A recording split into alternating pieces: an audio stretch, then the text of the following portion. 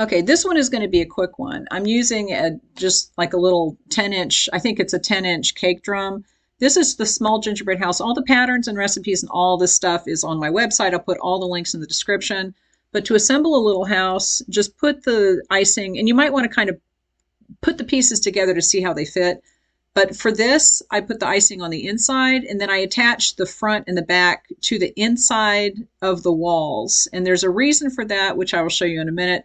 Especially if you're working someplace with a lot of humidity, this is a better way to do it than to attach it to the inside of the front. And you might say, well, it's better to put it on the front because then you don't see the walls. It doesn't matter. You won't see that when it's decorated. But the reason that I do it on the inside there, it says it gives it a ledge here. Okay, now this ledge is going to help support the roof. And especially, like I said, if you're in a humid place, it can be very difficult to get this to stick together as it's drying, and your roof is going to slide off. But with that little ledge, you can kind of prop the roof up onto it, and it prevents it from sliding off. So to put the roof on, all you do is just put the icing around here, and the royal icing is the perfect consistency. I've been doing gingerbread videos today, but then you just take the roof and see I'm just putting it on top of that. And it doesn't matter 100% if the roofs line up at the top. The more important thing is that they have that ledge to sit on because it's going to prevent them from sliding off if the icing is not the right consistency. This icing was perfect, so I didn't really need it. But you can put, I'm sorry it's off camera, I'm putting a little strip of icing at the top so the two roof pieces are joined together, and then I'm going to smooth that out.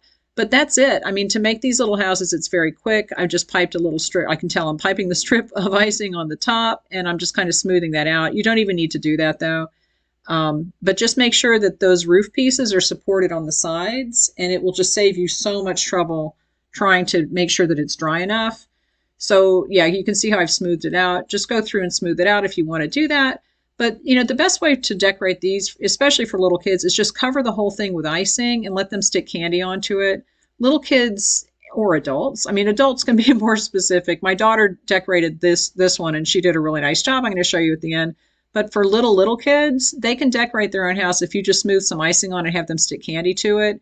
And just let them go crazy. Don't make it fancy. Just let them do whatever they want. It's their house. It's not your project. You don't need to be a perfectionist. It's going to be cute. If the little kid does it, it's going to be cute. And that's about it. So you just stick it together and you let it dry. And my daughter is an adult, and she decorated this one. Here it is. She used pretzel sticks for the little logs. It looks like a little thatch cabin. It's very cute. Footprints in the side with little gingerbread men. It's a very cute house, but you can just decorate this any way that you want to. And it's easy for little kids to do it if you just put the icing on and help them out with it a little bit.